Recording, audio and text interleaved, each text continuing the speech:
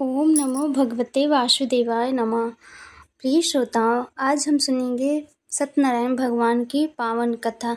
आइए प्रेम से सुनते हैं। बोलिए सत्यनारायण भगवान की जय। नैमिषारण्य तीर्थ में शंका आदि 88,000 ऋषियों ने श्री सूत जी से पूछा, हे प्रभु, इस कलयुग में वेद विद्या रहित मनुष्यों को प्रभु भक्ति किस प्रकार मिलेगी तथा उनका उद्धार कैसे होगा। इसीलिए हे मुनि, कोई ऐसा व्रत या तप कहिए जिससे थोड़े ही समय में पुण्य की प्राप्ति होवे और मनवांछित फल मिले। वह कथा सुनने की हमारी इच्छा है। सर्वशास्त्र ज्ञाता श्री सूत जी बोले, हे वैष्णव में पूज्य, आप सबने प्राणियों के हित की बात पूछी है। अब मैं उस श्रेष्ठ व्रत को आप लोगों से कहूँगा जिस व्रत को नारद जी ने लक्ष्मी नारायण से पूछा था और लक्ष्मीपति ने मुनि श्रेष्ठ नारद से कहा था, सो ध्यान पूर्वक सुनी है। एक समय योगी राज नारद जी दूसरों के हित की इच्छा से अनेक लोकों में घूमते हुए मृत्यु लोक में आ पहुँचे। वहाँ अनेक योनियों में जन्मे हुए सभी मनुष्यों को अपने कर्मों के द्वारा अनेकों दुखों से पीड़ित देखकर सोचा कि क्या इसका उपाय है कि करने से निश्चित ही प्राणियों के दुखों का नाश हो सके। ऐसा मन में सोचकर विष्णु लोक को गए।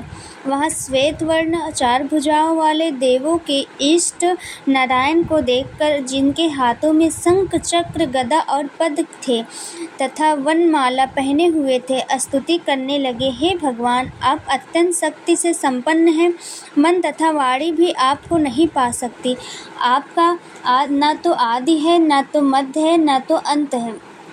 आप निर्गुण स्वरूप सृष्टि के आदिभूत व भक्तों के दुखों को नष्ट करने वाले हैं। आपको मेरा नमस्कार है। नारद जी से इस प्रकार की स्तुति सुनकर विष्णु भगवान बोले, हे मुनि श्रेष्ठ, आपके मन में क्या विचार है? आपका किस काम के लिए आगमन हुआ है? निसंकोच कहो। तब नारद मुनि बोले, हे प्रभु, मृत्यु लोक में सब मनुष्य जो अनेक योनियों में पैदा हुए हैं, अपने अपने कर्मों के द्वारा अनेक प्रकार के दुखों से दुखी हो रहे हैं। हे नाथ, मुझ पर दया रखते हो तो बतलाइए कि इन मनुष्यों के सब दुख थोड़े ही समय में, थोड़े ही प्रयत्न से कैसे दूर हो सकेगा।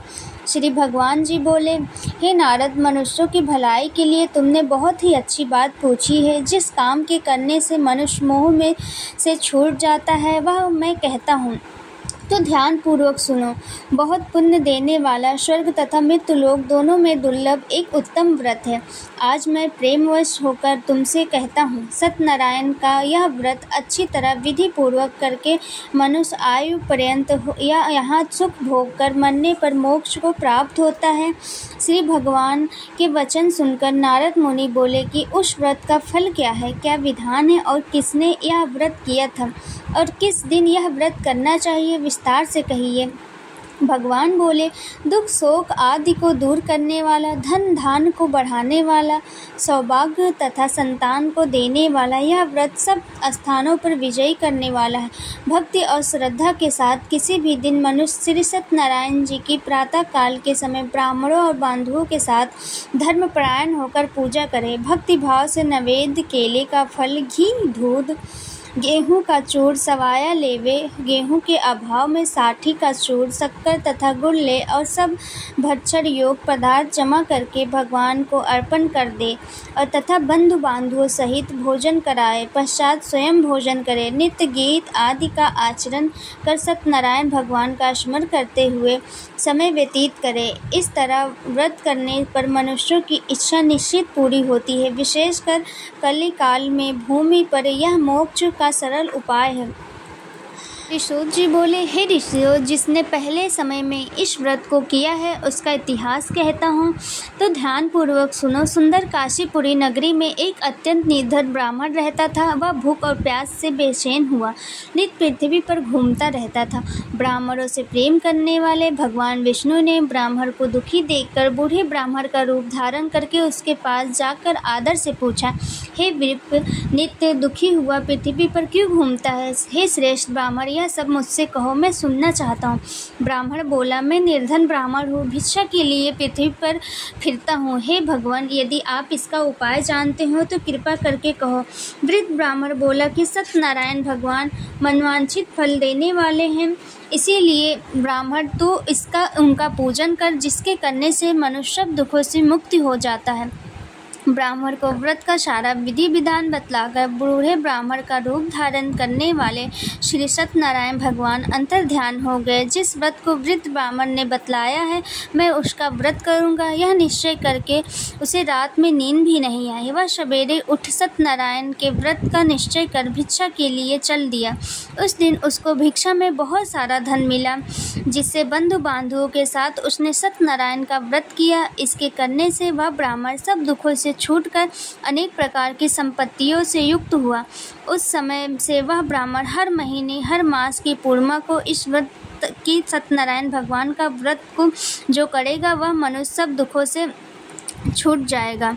इस तरह नारद जी से सत्यनारायण का कहा हुआ यह व्रत मैंने तुमसे कहा है। हे विप्र, मैं अब क्या कहूँ।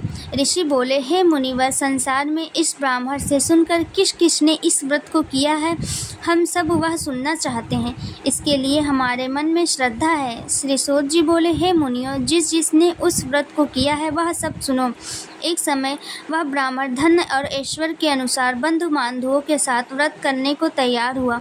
उसी समय एक लकड़ी बेचने वाला बूढ़ा आदमी आया और बाहर लकड़ियों को रखकर ब्राह्मण के मकान में गया। प्यास से दुखी लकड़हारा उनको व्रत करते देखकर ब्राह्मण को नमस्कार कर कहने लगा कि आप यह क्या कर रहे हैं और इसके करने से क्या फल मिलता है, कृपा करके मुझे कहो। ब्राह्मण ने कहा, सब मनोकामनाओं को पूरा करने वाला यह सत्यनारायण भगवान का व्रत है।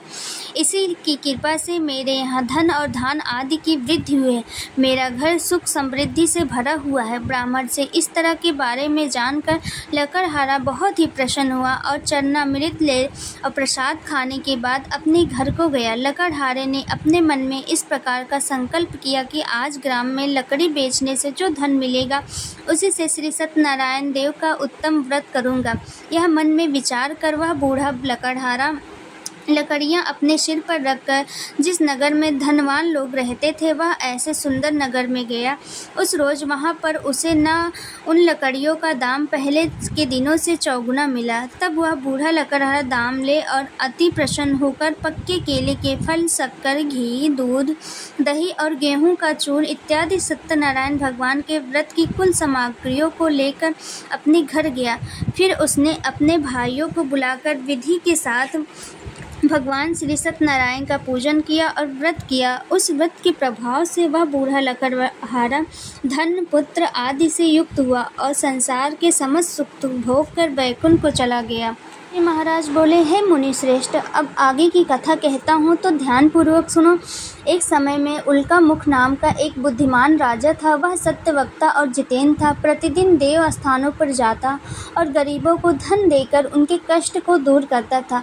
उसकी पत्नी कमल के समान मुख वाली और सती साध्वी थी। भद्रशिला नदी के तट पर उन दोनों ने श्री सत्यनारायण भगवान का व्रत किया। उस समय में वहाँ एक साधु वैश्य आया। उसके पास व्यापार के लिए बहुत सा धन था। वह नाव को किनारे पर ठहराकर राजा के पास आ गया और राजा को व्रत करते हुए देखकर विनय के साथ पूछने लगा, हे राजन, भक्ति युक्त चित्त से यह आप क्या कर रहे हैं? मेरी सुनने की इच्छा है, सो आप यह मुझसे बतलाइए। राजा बोला, हे साधु, आपने बांधवों के साथ पुत्र आदि की प्राप्ति के लिए यह मनवांछित महाशक्तिशाली सत्यनारायण भगवान का व्रत कर रहा हूँ और पूजन कर रहा हूँ। राजा के वचन सुनकर साधु आदर से बोला, हे राजन, मुझसे इसका पूरा विधान कहो। मैं भी आपकी कथा अनुसार इस व्रत को करूँगा। मेरी भी कोई संतान नहीं है और इससे निश्चय ही होगी। राजा से सब विधान सुनकर व्यापार में निर्वृत्त हो वह आनंद के साथ घर गया। साधु ने अपनी स्त्री से संतान देने वाला उस व्रत का समाचार सुनाया और कहा कि जब मेरे संतान होगी तब मैं इस व्रत को करूँगा। साधु ने ऐसे वचन अपनी स्त्री लीलावती से कहे। एक दिन उसकी स्त्री लीलावती पति के साथ आनंदित होकर सांसारिक धर्म में प्रवृत्त होकर श्री सत्यनारायण भगवान की कृपा से गर्भवती हो गई तथा 10वें महीने में उसके एक सुंदर कन्या का जन्म हुआ। दिनों दिन वह इस तरह बढ़ने लगी जैसे शुक्ल पक्ष का चंद्रमा बढ़ता है। कन्या का नाम कलावती रखा गया। तब लीलावती ने मीठे शब्दों में अपने पति से कहा कि जो आपने संकल्प किया था कि भगवान का व्रत करूँगा, अब आप उसे करिए। साधु बोला, हे प्रिय, इसके विवाह पर करूँगा। इस प्रकार अपनी पत्नी को आश्वासन देकर वह नगर को गया। कलावती प्रीतगृह में वृद्ध को प्राप्त हो गई। साधु ने जब नगर में सखियों के साथ अपनी पुत्री को देखा तो तुरंत दूत बुलाकर कहा कि पुत्री के वास्ते कोई सुयोग वर देखकर लाओ। साधु की आज्ञा पाकर दूत कंचन नगर पहुंचा। वहां पर बड़ी खोज कर देखभाल कर लड़की के लिए एक सुयोग वर्णिक पुत्र को ले आया। उस सुयोग लड़के को देखकर साधु ने अपने बंधु बांधवों सहित प्रश्नचित्त अपनी पुत्री का विवाह उसके साथ कर दिया, किंतु दुर्भाग्य से विवाह के समय भी उस व्रत को करना भूल गया। तब श्री सत्यनारायण भगवान क्रोधित हो गए और श्राप दिया कि तुमने दारुण दुख प्राप्त होगा। अपने कार्य में कुशल साधु बनिया जयमाता सहित समुद्र के समीप स्थित रत्नपुर नगर में गया और वहां दोनों ससुर जमाए चंद्रकेतु राजा के उस नगर में व्यापार करने लगे। एक रोज भगवान श्री सत्यनारायण की माया से प्रेरित होकर चोर राजा का धन चुराकर भागा जा रहा था, किंतु राजा के दूतों को आता देखकर चोर ने घबराकर भागते हुए राजा के धन को वहीं छुपाकर चुपचाप चला गया जहां वो ससुर जमाई ठहरे हुए थे। जब दूतों ने उस साधु वैश्य के पास राजा के धन को रखा देखा तो वे दोनों को बांध कर ले गए और प्रसन्नता से दौड़ते हुए राजा के समीप जाकर बोले, यह 2 चोर हम पकड़ कर लाए हैं, देखकर आज्ञा दीजिए। तब राजा की आज्ञा से उनको कठोर कारावास में डाल दिया गया और उनका सब धन छीन लिया गया। सत्यनारायण भगवान के श्राप के द्वारा उनकी पत्नी भी घर पर बहुत ही दुखी हुई और घर पर जो धन रखा था चोर चुरा कर ले गए। शारीरिक व मानसिक पीड़ा तथा भूख प्यास से अति दुखी होकर वह चिंता में कलावती एक ब्राह्मण के घर गई। वहां उसने सत्यनारायण भगवान का व्रत होते हुए देखा, फिर कथा सुनी तथा प्रसाद ग्रहण कर रात को घर आई। माता ने कलावती से कहा, हे पुत्री, अब तक कहाँ रही? वे तेरे मन में क्या है? कलावती बोली, हे माता, मैंने एक ब्राह्मण के घर श्री सत्यनारायण भगवान का व्रत देखा। कन्या के वचन सुनकर लीलावती भगवान के पूजन की तैयारी करने लगी। लीलावती ने परिवार और बंधुओं सहित श्री सत्यनारायण भगवान का पूजन किया तथा वर मांगा कि मेरे पति और दामाद शीघ्र घर आ जाएं। साथ ही प्रार्थना की कि हम सब अपराध क्षमा करो, हमारी सारी अपराधे गलतियों को क्षमा करो। सत्यनारायण भगवान के इस व्रत से संतुष्ट हो गए और राजा चंद्रकेतु को स्वप्न में दर्शन देकर कहा, हे राजन, दोनों वैश्यों को प्रातः ही छोड़ दो। उनका सब धन जो तुमने ग्रहण किया है दे दो, नहीं तो मैं तेरा धन, राज, पुत्र आदि सब नष्ट कर दूंगा। राजा के ऐसे वचन कहकर भगवान अंतर्ध्यान हो गए। प्रातःकाल राजा चंद्रकेतु ने सभा में अपना स्वप्न सुनाया। फिर दोनों वर्णिक पुत्रों को कैद से मुक्त कर सभा में बुलाया। दोनों ने आते ही राजा को नमस्कार किया। राजा मीठे वचनों से बोला, हे महामुनि भाव, तुम्हें भावीवश ऐसा कठिन दुख प्राप्त हुआ, अब तुम्हें कोई भय नहीं है। ऐसा कहकर राजा ने उनको नए नए वस्त्र, आभूषण आदि पहनाए तथा उनका जितना भी धन लिया था उससे 2 गुना करके उन्हें आदर सहित विदा किया। तब दोनों वैश्य अपने घर को चल दिए। बोले कि वैश्य ने मंगलाचार करके यात्रा आरंभ की और अपने नगर को चला। उनकी थोड़ी दूर निकलने पर दांडी वेशधारी श्री सत्यनारायण भगवान ने उनसे पूछा, हे साधु, तेरी नाव में क्या है? अभिमानी वर्णिक हंसता हुआ बोला, हे दांडी, आप क्यों पूछते हो? क्या धन लेने की इच्छा है? मेरी नाव में तो बेल और पत्ते भरे हैं। वैश्य का कठोर वचन सुनकर भगवान ने कहा, तुम्हारा वचन सत्य हो। दांडी ऐसा कहकर वहाँ से दूर चले गए और कुछ दूर जाकर समुद्र किनारे बैठ गए। दांडी के जाने पर वैश्य ने नित्य क्रिया की। करने के बाद वह नाव को ऊंची उठा देखकर अचंभा किया और नाव में बेल और पत्ते आदि देखकर मूर्छित होकर जमीन पर गिर पड़ा। फिर मूर्छा खुलने पर अत्यंत शोक प्रकट करने लगा। तब उसका दामाद बोला कि आप शोक न करें, यह दांडी का श्राप है, अतः उनकी शरण में चलना चाहिए, तभी हमारी मनोकामना पूर्ण होगी। दामाद के वचन सुनकर साधु वार्णिक डांडी के पास पहुंचा। अत्यंत भक्तिभाव से नमस्कार करके बोला, हे भगवान, आपकी माया से मोहित ब्राह्मण आदि भी आपके रूप को नहीं जानते हैं, तब मैं अज्ञानी कैसे जान सकता हूँ। आप प्रसन्न होइए, मैं सामर्थ्य के अनुसार आपकी पूजा करूँगा। मेरी रक्षा करो और पहले के समान नौका में धन भर दो। उसके भक्ति युक्त वचन सुनकर भगवान प्रसन्न होकर उसकी इच्छा अनुसार वर देकर अंतर्ध्यान हो गए। तब उन्होंने नाव पर आकर देखा कि नाव धन से परिपूर्ण है। फिर वह भगवान सत्यनारायण का पूजन कर साथियों सहित अपने नगर को चला।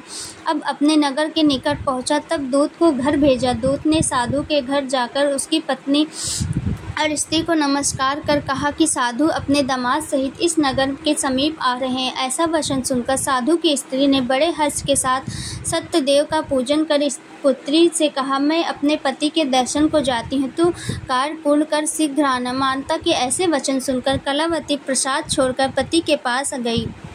प्रसाद की अवज्ञा के कारण सत्यदेव ने रुष्ट हो उसके पति को नाव सहित पानी में डुबो दिया। कलावती अपने पति को न देखकर रोती हुई जमीन पर गिर गई। इस तरह नौका को डूबा हुआ तथा कन्या को रोता हुआ साधु दुखित हो बोला, हे प्रभु, मुझसे या मेरे परिवार से जो भूल हुई है उसे क्षमा करो। उसके दीन वचन सुनकर सत्यदेव प्रसन्न हो गए और आकाशवाणी हुई कि हे साधु, तेरी कन्या ने मेरा प्रसाद छोड़कर आई है, इसलिए उसका पति अदृश्य हुआ है। यदि वह घर जाकर प्रसाद खाकर लौटे तो इसे पति अवश्य मिलेगा। ऐसी आकाशवाणी सुनकर कलावती ने घर पहुंचकर प्रसाद खाया, फिर आकर पति के दर्शन किए। तत्पश्चात साधु ने बंधु बांधवों सहित सत्यदेव भगवान की विधि विधान से पूजा किया। उस दिन से वह प्रत्येक पूर्णिमा को सत्यनारायण भगवान का पूजन एवं कथा करने लगा। फिर इस लोक का सुख भोगकर अंत में स्वर्ग लोक का सुख भोगने चला गया। जी महाराज बोले, हे ऋषियों, मैं और भी व्रत कहता हूँ तो ध्यान पूर्वक सुनो। एक बार समय की बात है, प्रजा पालन में लिंग तुंगध्वज नाम का एक राजा था। उसने भी भगवान का प्रसाद त्याग दिया था, तो वह भी बहुत ही कष्ट और दुख को पाया था। एक समय वन में जाकर वह वन्य पशुओं को मारकर बड़ के पेड़ के नीचे आया था। वहाँ उसने देखा कि ग्वाले भक्ति भाव से बांधवों सहित श्री सत्यनारायण भगवान का पूजा कर रहे हैं। वह देखते हुए भी राजा ने अभिमानवश वहाँ नहीं गए और ना ही भगवान को नमस्कार किया। तब ग्वालों ने भगवान का प्रसाद लाकर राजा के समीप रखा, तो राजा ने उस प्रसाद को त्याग कर और अपनी ही सुंदर नगरी में वापस चला गया। वहां जाकर राजा ने देखा कि उसका सब धन नष्ट हो गया है, तो वह जान गए राजा कि यह सब भगवान ने किया है जब मैंने प्रसाद त्याग दिया था। तब वह विश्वास कर ग्वालों के समीप गया और विधि पूर्वक पूजन कर प्रसाद खाया, तो सत्यदेव भगवान की कृपा से पहले जैसा था वैसा ही हो गया। फिर दीर्घ काल तक सुख भोग कर मरने पर स्वर्गलोक को गया। जो मनुष्य इस परम दुर्लभ व्रत को करेगा, भगवान की कृपा से उसे धन्य धान की प्राप्ति होगी। निर्धन धनी और बंधी बंधन से मुक्त होकर निर्भय हो जाते हैं। संतानहीनों को संतान की प्राप्ति होती है तथा सब मनोरथ पूर्ण होकर अंत में वैकुंठ धाम को जाते हैं। जिन्होंने पहले इस व्रत को किया है, अब मैं उनके दूसरे जन्म की कथा कहता हूँ। वृद्ध संतानन ब्राह्मण ने सुदामा का जन्म लेकर मोक्ष को पाया है। उल्कामुख नाम का राजा दशरथ होकर वैकुंठ को प्राप्त हुआ है। साधु नाम के वैश्य ने मोर ध्वज बनकर अपने पुत्र को आरे से चीरकर मोक्ष को प्राप्त किया है। महाराजा तुंगध्वज ने स्वयं भूख होकर भगवान में भक्ति युक्त होकर कर्म करके मोक्ष को प्राप्त किया है। प्रेम से बोलिए श्री सत्यनारायण भगवान की जय। ओम नमो भगवते वासुदेवाय नमः।